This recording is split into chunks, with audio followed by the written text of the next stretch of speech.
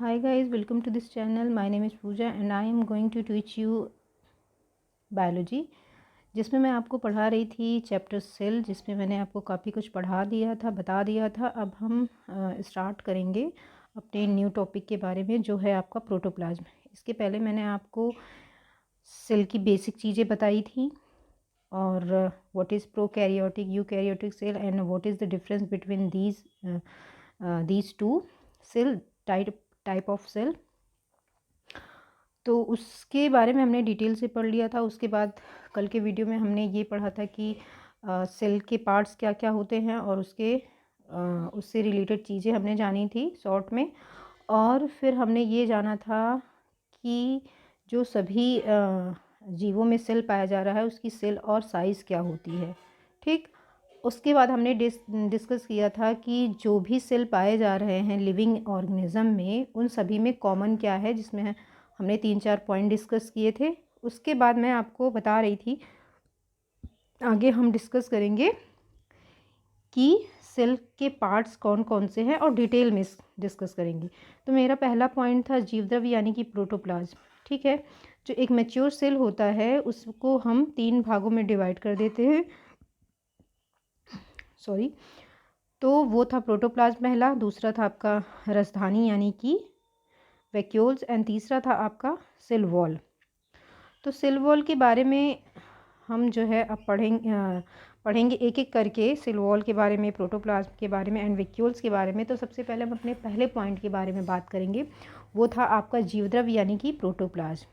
तो जीवद्रव्य क्या होता है, यानी कि प्रोटोप्लाज्म क्या होता है। तो जीव द्रव्य को हम क्या कहते हैं, जीवन का सार कहते हैं।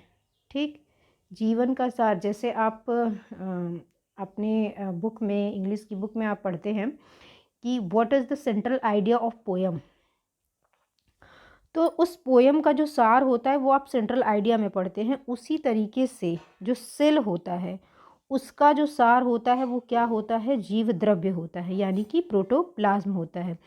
तो जो हैक्सले थे, यानी कि जो साइंटिस्ट, देखिए जीव द्रव्य से रिलेटेड जितने भी रिसर्च वगैरह हुए हैं, जो भी हमने जाना है जीव द्रव्य के बारे में, उससे रिलेटेड जितने भी साइंटिस्ट हैं उनके नाम आपको बखूबी याद रखने हैं।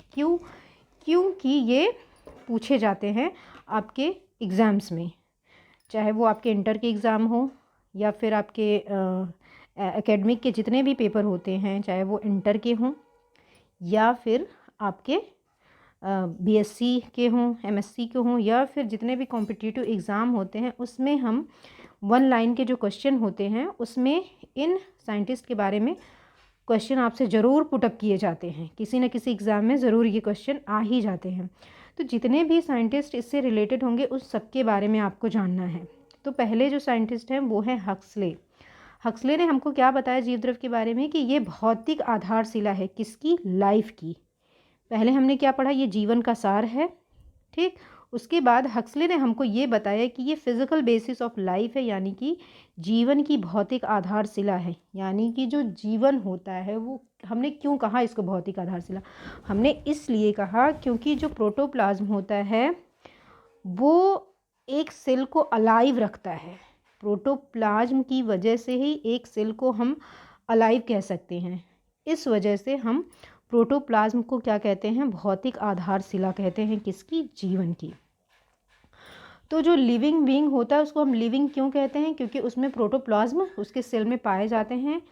इसी वजह से एक लिविंग बीइंग को लिविंग कहा जाता है, because of presence of protoplasm. ठीक, तो पहले आपके जो साइंटिस्ट हैं वो है हक्सले। इनको आप याद रखेंगे, क्यों याद रखेंगे, क्योंकि इन्होंने ही हमको ये बताया है कि जो फिजिकल बेसिस ऑफ लाइफ होती है वो क्या होता है, प्रोटोप्लाज्म होता है। सेकेंड साइंटिस्ट है आपके डुजार्डिन।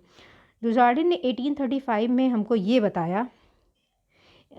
इन्होंने बताया क्या, इन्होंने जो प्रोटोप्लाज्म था उसके लिए इन्होंने साकोड शब्द का यूज किया। किसका किया, साकोड शब्द का। ये इन्होंने प्रोटोप्लाज्म, जो प्रोटोप्लाज्म आज हम जान रहे हैं, प्रोटोप्लाज्म नाम हम पढ़ रहे हैं, वो पहले नहीं था। पहले इसको जो डुजार्डिन थे 1835 में, इन्होंने ये हमको बताया कि प्रोटोप्लाज्म को हम क्या कहते हैं, साकोड कहते हैं। इन्होंने साकोड नाम दिया। बाद में पुरकिंजे ने 1837 इन्होंने हमको बताया, इन्होंने सर्वप्रथम ये जीवद्रव्य के लिए, जो जीवद्रव्य था यानी कि जो साकोर था, उसके लिए इन्होंने फर्स्ट टाइम जो है जीवद्रव्य यानी प्रोटोप्लाज्म का नाम दिया, जिसको हम अब जानते हैं। पहले डुज़ार्डिन ने इसको क्या नाम दिया था? साकोर का नाम दिया था। तो आपसे ये क्वेश्चन पुटअप होता है कि जो प्रोटोप्लाज्म है उसको और किस नाम से जानते हैं, या फिर किस वैज्ञानिक ने साकोर शब्द का प्रयोग किया था प्रोटोप्लाज्म के लिए? तो आपका आंसर होगा डुज़ार्डिन ने। और डुज़ार्डिन ने प्रोटोप्लाज्म के लिए किस शब्द का प्रयोग किया था? वो होगा आपका साकोर ने। इसके बाद वागो वान मोहेल ने ये हमको बताया कि जो पादप कोशाद्रव्य होता है उसका वर्णन किया, उसके महत्व को हमको बताया। ठीक, तो अब हम थोड़ा सा ये डिस्कस करते हैं।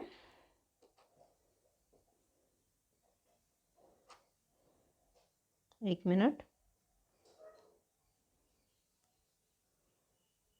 Yes here it is. तो मैंने आपको बताया सेल के बारे में, प्रोटोप्लाज्म के बारे में, साइटोप्लाज्म और साइटोसॉल हमने ऊपर डिस्कस किया था। ठीक, हमने सेल के पार्ट्स के बारे में। तो उसी के बारे में, जो सेल होता है, सेल के अंदर आपका प्रोटोप्लाज्म पाया जाता है, प्रोटोप्लाज्म के अंदर आपका साइटोप्लाज्म पाया जाता है और साइटोसेल पाया जाता है। मैंने ऊपर आपको बताया था कि हम सेल को दो भागों में डिवाइड करते हैं। पहला आपका होता है साइटोप्लाज्म और दूसरा होता है आपका न्यूक्लियस। न्यूक्लियस वाले में हमने आपको 3 पॉइंट डिस्कस किए थे, न्यूक्लियर मेम्ब्रेन के बारे में, न्यूक्लियोलस के बारे में, न्यूक्लियर क्रोमेटिन के बारे में। ठीक, तो और उसके बाद हमने आपको बताया था कि मैंने बताया था आपको कि साइटोप्लाज्म होता है वो दो पार्ट्स में डिवाइड होता है। वो होता है आपका पहला साइटोसॉल और दूसरा होता है आपका सेल ऑर्गेनेल्स। तो जो साइटोप्लाज्म होता है उसी को हम आगे कहते हैं साइटोप्लाज्म। प्रोटोप्लाज्म को हम आगे क्या कहते हैं? साइटोप्लाज्म।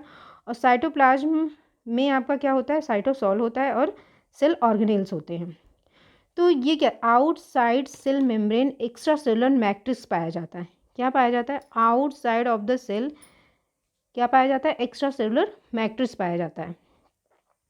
ये छोटा सा स्ट्रक्चर आपको दिया गया, इसमें आपको समझ में आएगा कि मैं किन चीज़ों के बारे में बात कर रही हूँ। तो प्रोटोप्लाज्म में आपने समझा कि प्लाज्मा मेम्ब्रेन होता है, ठीक, न्यूक्लियस होती है और साइटोप्लाज्म होता है। साइटोप्लाज्म में आपने ये समझ लिया कि साइटोसॉल होता है और सेल ऑर्गेनेल्स होते हैं। ठीक, तो जो प्रोटोप्लाज्म होता है उस सबको उस प्रोटोप्लाज्म के अंदर क्या आता है? आपकी सारी चीज़ें आ जाती हैं। क्या क्या आती है? प्लाज्मा मेम्ब्रेन आता है, न्यूक्लियस आता है, साइटोप्लाज्म आता है। साइटोप्लाज्म के अंदर आपका साइटोसॉल आ जाता है, सेल ऑर्गेनेल्स आ जाते हैं। ठीक,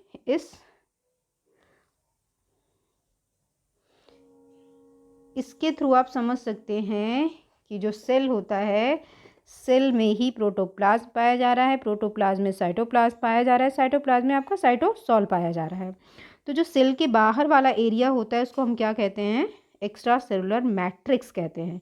अब इसके अंदर आपको मैंने बताया था एंडोप्लाज्म के बारे में, न्यूक्लियोप्लाज्म के बारे में, न्यूक्लियर मेम्ब्रेन क्या होती है, न्यूक्लियस क्या होता है, एक्टोप्लाज्म क्या होता है।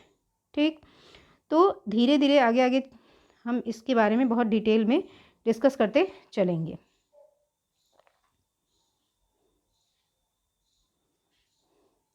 अब जीव द्रव्य जो होता है यानी कि प्रोटोप्लाज्म जो होता है उसका भौतिक गुण क्या होता है? ठीक, एक सेकेंड।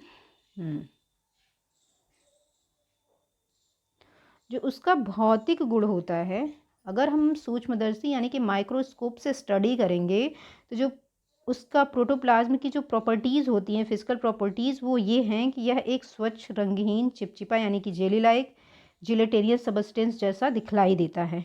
ठीक, यानी कि स्वच्छ रंगहीन चिपचिपा जेली लाइक यानी कि जेलेटिनियस सबस्टेंस ये होता है।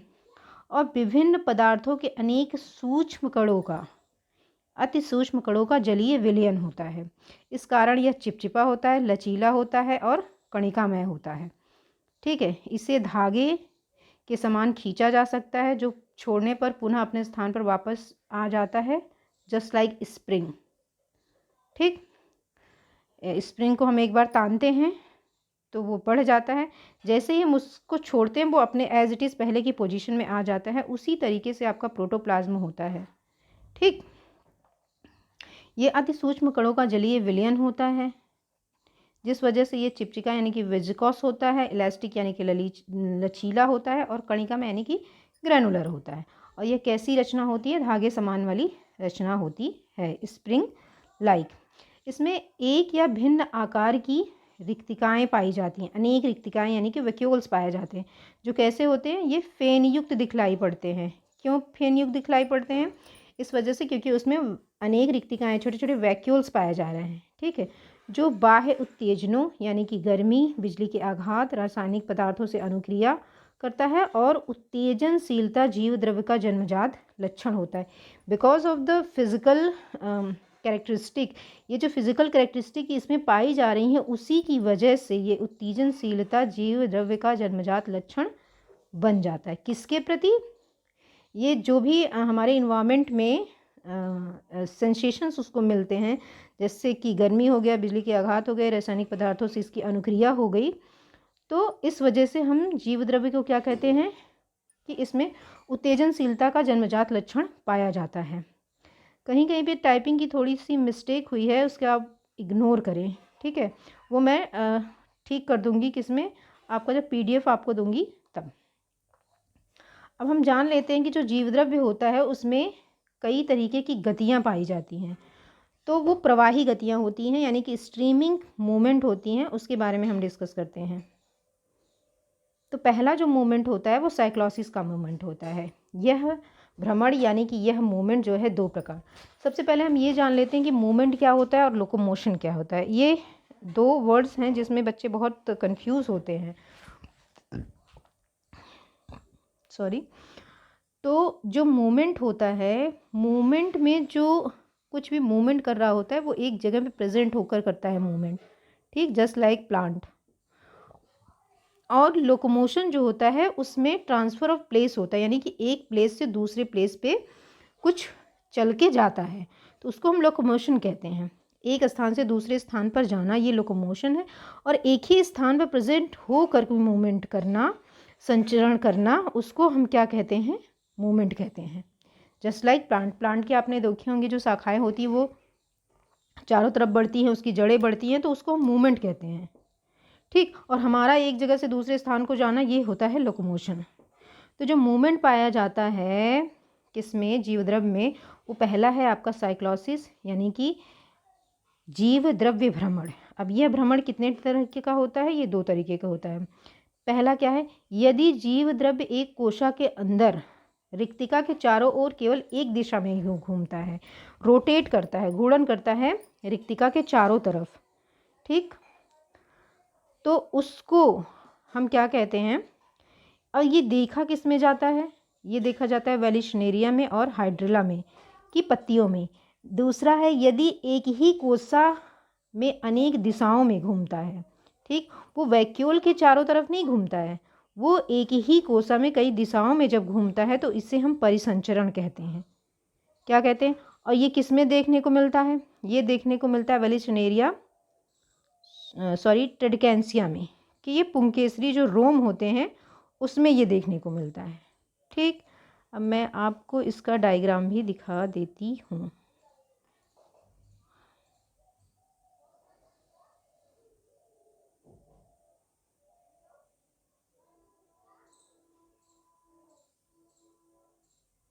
ये रहा, ये हो गया साइक्लोसिस का मूवमेंट जो कि आप देख रहे हैं। पहला है आपका रोटेशन और दूसरा है आपका सर्कुलेशन।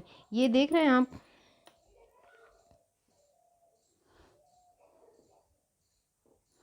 ये है आपका साइक्लोसिस। मैंने आपको बताया कि जो भ्रमण होता है वो दो तरीके का होता है। पहला होता है आपका रोटेशन, यानी कि एक ये जो वैक्यूल है इसके चारों तरफ ऐसे ऐसे ऐसे ऐसे ये गति करता है, इसको हम क्या बोलते हैं? रोटेशन बोलते हैं। वैक्यूल के चारों तरफ, इसको हम रोटेशन बोल रहे हैं। और दूसरा मैंने आपको बताया परिसंचरण यानी कि सर्कुलेशन। सर्कुलेशन में क्या होता है कि जो प्रोटोप्लाज्म होता है वो एक ही सेल के अंदर कई दिशाओं में, ये एरो छोटे छोटे आपको दिख रहे हैं, ये इन्हीं दिशाओं में घूमता रहता है, यानी कि परिसंचरण करता रहता है। तो इसको हम क्या कहते हैं? परिसंचरण टाइप का गतिशील होना, ठीक। जो मूवमेंट पाई जा रही है साइक्लोसिस, वो दो तरीके की पाई जा रही है। पहला आपने देखा कि साइक्लोसिस जो रोटेशन होता है वो हाइड्रिला में पाया जाता है, ठीक, हाइड्रिला की लीफ में। और दूसरा आपने टेडेंस्किया के पुंकेसरी रोम में देखा, जो है आपका सर्कुलेशन। अब हम बात करेंगे सिलियरी मूवमेंट की।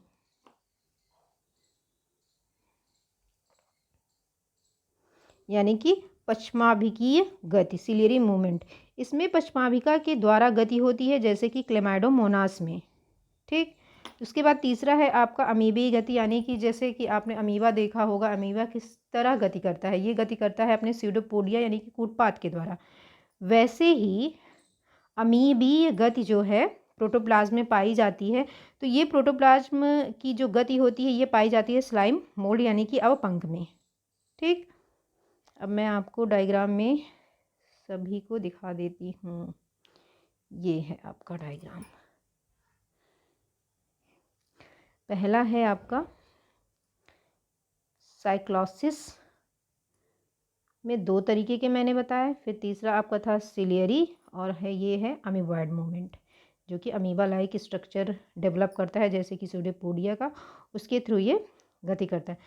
तो जीवद्रव में चार तरीके की गति हमने देख ली एक तरीके से। पहला आपका था साइक्लोसिस, जिसमें आपने पढ़े दो टाइप के, एक तो रोटेशन, दूसरा सर्कुलेशन। तीसरा हमने पढ़ा सिलियरी, जो कि सीलिया के द्वारा होता है। और चौथा हमने पढ़ लिया था अमीबॉयड मूवमेंट। ओके, अब हम आ जाते हैं अपने नेक्स्ट टॉपिक पर। जीवद्रव्य जो होता है एक जटिल यानी कि कॉम्प्लेक्स, बहुकली यानी कि पॉलीफेजिक यानी कि कई फेज पाए जाते हैं। पॉली मतलब होता है बहु यानी कि कई फेज। कोलाइडल तंत्र यानी कि सिस्टम है। जीवद्रव्य का सबसे महत्वपूर्ण भौतिक गुण उसका अपना कोलाइडी होना, कोलाइडल होना यानी कि कोलाइडी होना। This point is very important, colloidal, ठीक, इसको आप ध्यान रखेंगे। अब हम जान लेते हैं कि कोलाइडी तंत्र क्या है, किसको हम कोलाइड बोलते हैं। तो जो कोलाइडल होता है ये लैटिन वर्ड से बना है, कोला यानी कि ग्लू, इडियोस यानी कि अपीयरेंस, ग्लू लाइक अपीयरेंस। तो सबसे पहले हम समझ लेते हैं कि जो कोलाइडल विलयन होता है वो क्या होता है। तो फॉर एग्जांपल यदि चीनी को हम जल में घोल दें तो जो चीनी के कण होते हैं वो जल में घुल मिल जाते हैं, ठीक। यह एक शुद्ध विलयन बन जाता है यानी कि ट्रू सोल्यूशन बन जाता है। ओके, तो और ये कैसा रहता है, पारदर्शी रहता है। एज यूजुअल आप अगर चीनी को जल में घोलेंगे या फिर नमक को जल में घोलेंगे तो वो ट्रांसपेरेंट ही दिखलाई देगा हमको, ठीक है। ये हो गई दो बातें। ये और इसमें जो शुद्ध विलयन होता है उसका कण का आकार क्या होता है, 0.001 माइक्रोन मीटर से भी ये कम होता है। 0.001 माइक्रोन मीटर से भी ये कम होता है। कण जो है आयनिक होते हैं, एक अणु के आकार के बराबर होते हैं। यह विलयन सदैव समांग होता है यानी कि होमोजीनियस होता है। होमोजीनियस कहने का मतलब ये होता है कि जो चीनी के जो कण होते हैं और वाटर का जो कण होता है ये होमोजीनियसली जो है कि मिले होते हैं। इससे कण सूक्ष्मदर्शी से नहीं देखे जा सकते। क्यों? क्योंकि ये बहुत छोटे होते हैं, बहुत 0.001 माइक्रोन मीटर से भी कम होते हैं। तो जो ट्रू सोल्यूशन होता है, जैसे कि जल में हम चीनी को घोल दें या फिर नमक को घोल दें, ओके। उसके बाद दूसरे की बात करते हैं। अब इसमें थोड़ी सी जल में थोड़ी सी मिट्टी को डाल देते हैं। वह छोटे छोटे कणों के रूप में जल में निलंबित होने यानी सस्पेंडेड हो जाता है। तो मिट्टी के इन कणों को किसी सूक्ष्मदर्शी की सहायता के बिना भी देखा जा सकता है। आप देखते हैं तालाबों में का जो जल होता है उसमें मिट्टी घुली रहती है, तो उसके कण आपको जो है कि आराम से दिख जाते हैं भाई। और इसमें जो कणों का आकार होता है वो 0.1 माइक्रोन मीटर का होता है, इससे अधिक होता है। इसे मिट्टी का जल में निलंबन कहते हैं, यानी कि सस्पेंशन कहते हैं। ठीक, ये रहा, ये हो गया आपका ट्रू सोल्यूशन। क्या हो गया? True solution. और ये हो गया जल में मिट्टी के कणों का मिलना, यानी कि सस्पेंशन। ठीक, ट्रू सोल्यूशन का जो कण थे, यानी कि जब हमने चीनी को जल में घोला था तो उसके जो कण की साइज़ थी क्या थी, वो 0.001 माइक्रोन मीटर से भी छोटी थी। बट जब हम सस्पेंशन की बात कर रहे हैं तो वो क्या था, 0.1 माइक्रोन मीटर से अधिक होती है। ये हो गई ट्रू सोल्यूशन और सस्पेंशन की बात, जो मैंने आपको समझा दिया। अब हम बात करते हैं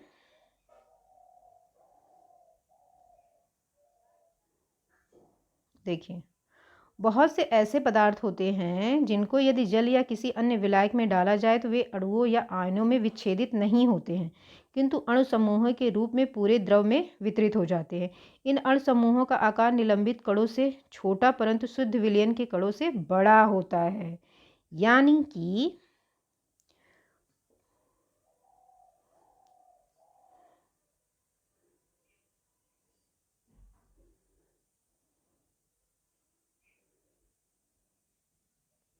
ये इन बहुत से ऐसे पदार्थ के होते हैं जिनको अगर जल या किसी अन्य विलायक में घोला जाए तो उनके अणुओं या वो जो है अणुओं या आयनों में विच्छेदित ना होकर अणु समूहों के रूप में पूरे द्रव में वितरित रहते हैं। इन समूहों का आकार क्या होता है, निलंबित कणों से छोटा परंतु शुद्ध विलयन से बड़ा।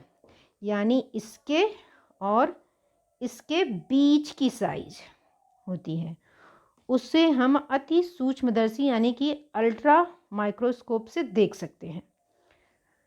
ठीक, पहले में क्या था, शुद्ध विलयन को हम माइक्रोस्कोप से नहीं देख सकते हैं, बट जो सस्पेंशन वाला मीडियम था, जो सस्पेंशन वाला घोल था, उसको हम खुली आंखों से देख सकते थे। लेकिन इन दोनों के जो बीच का पार्ट है उसी को हम कहते हैं कोलाइडल विलयन, जो आपके प्रोटोप्लाज्म का नेचर है। ठीक, और ऐसे पदार्थ को हम क्या कहते हैं, कोलाइड्स कहते हैं, जैसे गोंद, जेलेटिन, मंड यानी कि स्टार्च, एल्ब्यूमिन और दूध होता है। शुद्ध विलयन व कोलाइडी विलयनों में एक मूल अंतर निलंबित कणों, एकमात्र मूल अंतर क्या होता है, निलंबित कणों के आकार का। ठीक, ये देखें, जो ट्रू सॉल्यूशंस होते हैं वो क्या होते हैं, 0.1 माइक्रोन मीटर से भी छोटे होते हैं, और जो सस्पेंशन होता है वो 0.001 माइक्रोन मीटर का होता है। अब इन दोनों के बीच का जो होता है वही होता है आपका कोलाइड्स। ठीक, जो कि ये है कोलाइड्स का, ये between the solution and true solution and suspension. ठीक, अब देखिए, जो ट्रू सॉल्यूशंस होते हैं उसमें सॉल्यूट होते हैं, जो कि किस में घुले होते हैं, सॉल्वेंट में घुले होते हैं। दोनों ही आणविक अवस्था में होते हैं, इसलिए कहा जाता है कि ऐसे घोलों में एक ही प्रावस्था यानी कि फेज पाई जाती है। शुद्ध घोल समांग एवं और कोलाइडी होते हैं, शुद्ध घोल समांग होते हैं और कोलाइडी क्या होते हैं, हेट्रोजीनियस यानी कि असमांग होते हैं। जिस माध्यम में कोई वस्तु वितरित है उसे परिक्षेपण कहते हैं, यानी कि परिक्षेपण माध्यम कहते हैं। जिस माध्यम में, इसको ध्यान से देखेंगे, जिस माध्यम में कोई वस्तु वितरित रहती है यानी कि मीडियम को हम क्या कहते हैं, परिक्षेपण माध्यम यानी कि डिस्पेंशन मीडियम। और यह माध्यम परस्पर अविरत यानी कि कैसे होता है, कंटिन्यूअस होता है। अविरत का मतलब होता है कंटिन्यूअस। जो वस्तु वितरित रहती है उससे परिक्षिप्त अवस्था यानी कि डिस्पर्स्ड फेज, यानी कि जो सॉल्वेंट में घुली रहती है उसको हम क्या कहते हैं, परिक्षिप्त अवस्था कहते हैं, यानी कि डिस्पर्स्ड फेज कहते हैं। ठीक, जिसका अर्थ है किसी प्रकार के कण यानी कि ठोस, द्रव, गैस किसी माध्यम में इधर उधर व्यवस्थित रूप से परस्पर एक दूसरे से पृथक रहकर विसर्जित रहते हैं। जब कोलाइडी विलयन में परिक्षिप्त प्रवस्था और परिक्षेपण माध्यम दोनों ही द्रव होते हैं तो इन्हें हम क्या कह देते हैं, इन्हें हम कह देते हैं पायस। यानी कि जिस मीडियम में डिस्पेंस्ड और डिस्पर्सन दोनों ही चीज़ें पाई जा रही हैं और वो दोनों ही अवस्था कैसी है, द्रव की है, तो हम इसको क्या कहते हैं, हम इसको कहते हैं पायस कहते हैं, जैसे कि तेल व जल का मिश्रण। तो जीव द्रव्य क्या होता है, ये निलंबन एवं पायस का मिश्रित रूप है जिसमें परिक्षेपण माध्यम जल होता है। जल में विलय प्रोटीन का बना विलयन निलंबन एवं वसा की छोटी छोटी बूंदों का विलयन बनाता है। यह एक जल स्नेही कोलाइड होता है, यानी कि हाइड्रोफिलिक इन नेचर होता है, यानी कि जल स्नेही, जल से प्यार करने वाला। तो जितने भी कोलाइडी विलयन होते हैं उनकी दो अवस्था पाई जाती है, पहला है आपका सॉल और दूसरा है आपका जेल। ठीक, अब हम सॉल और जेल के बारे में जानते हैं।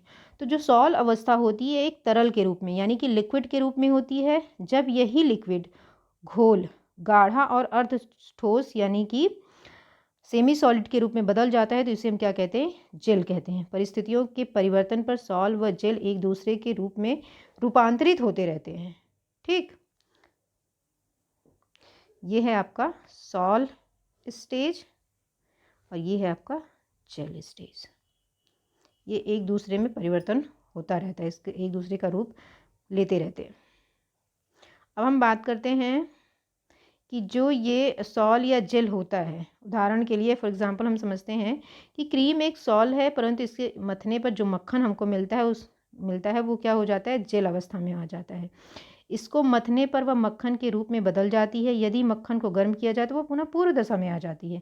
इसी को हम सॉल जेल एक दूसरे का रूप लेते रहते हैं, इसीलिए हम कहते हैं। तो जीवद्रव कभी सॉल की दशा में कभी जेल की दशा में होता है, परंतु साधारणतः यह सॉल के रूप में होता है। इसमें निलंबित कण एक दूसरे से टकराकर ऊपर नीचे आगे पीछे इधर उधर मूवमेंट करते रहते हैं। तो इसी मूवमेंट को हम क्या कहते हैं, ब्राउनियन मूवमेंट, जो कि ये है, ऊपर नीचे इधर उधर आगे पीछे। तो जो जीवद्रव्य होता है उसमें ब्राउनियन मूवमेंट, इसमें जो घुले होते हैं, जो सॉल और जेल की अवस्था पाई जाती है, वो उसमें कौन सी मूवमेंट होती है, उसमें ब्राउनियन मूवमेंट होती है। इसी गति के कारण जीवद्रव्य के कोलाइड कण सदैव निलंबित अवस्था में यानी कि सस्पेंडेड फेज में पाए जाते हैं और तल पर कभी नहीं बैठते हैं। जल दशा में इस प्रकार की गति नहीं होती है। तो कोशा की मृत्यु हो जाने पर उसमें कोलाइडी अवस्था क्या होती है, समाप्त हो जाती है। जीवद्रव्य की प्रकृति हम अपने नेक्स्ट वीडियो में ये समझने की कोशिश करेंगे कि जो प्रोटोप्लाज्म का नेचर होता है वो कैसा होता है। उसके बाद हम डिस्कस करेंगे केमिकल कंपाउंड के बारे में कि जीवद्रव्य कैसा होता है, कितनी थियरीज दी गई हैं और उसके रासायनिक संगठन यानी कि कंपोजिशन के बारे में हम जानेंगे। आज के लिए बस इतना ही। खुश रहिए, अपना ध्यान रखिए और पढ़ाई करते रहिए। Thank you.